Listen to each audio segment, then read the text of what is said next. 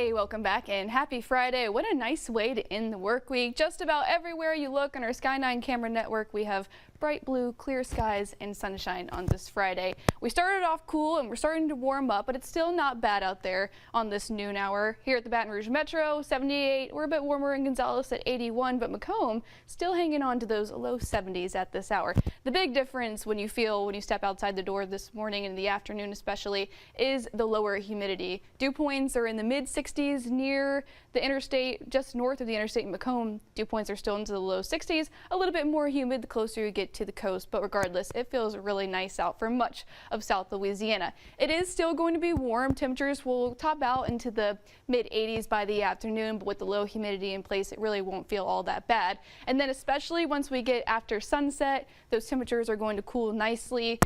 Low 70s by 9 and eventually back into those upper 60s overnight. So if you are headed out to Live after 5, the New Orleans suspects are taking the stage. Temperature-wise, nice and comfortable. Low 80s to start and then cooling into the mid 70s by the end. Don't have to worry about any rain. It'll be nice and pleasant, clear skies as well. But if you run cold, you may want to bring a light sweater or jacket. So if you look at the water vapor here, we have a nice dip in the jet stream. That's what's helping to usher in that lower humidity and dry air that we're going to continue to see right on through the weekend. In fact, it really settles in by the weekend. Those dew points dropping into the upper 50s. So it's going to make for some really nice mornings. And it does look like it'll hang on to the first part of the work week as well. So here's the weekend. Really going to be quite the same today into tomorrow. Another really cool, nice and cool start into the upper 50s and then warming back up into the mid 80s with lots of sunshine. That continues for Sunday as well, although Sunday morning I do think could be one of the coolest morning starts that we see so far for the fall season. So if you are headed out to Tiger Stadium,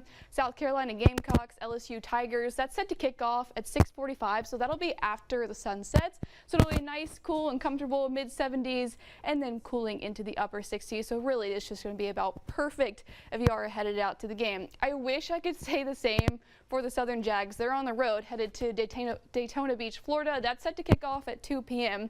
But unfortunately, we are going to have to watch for scattered showers and storms throughout the game.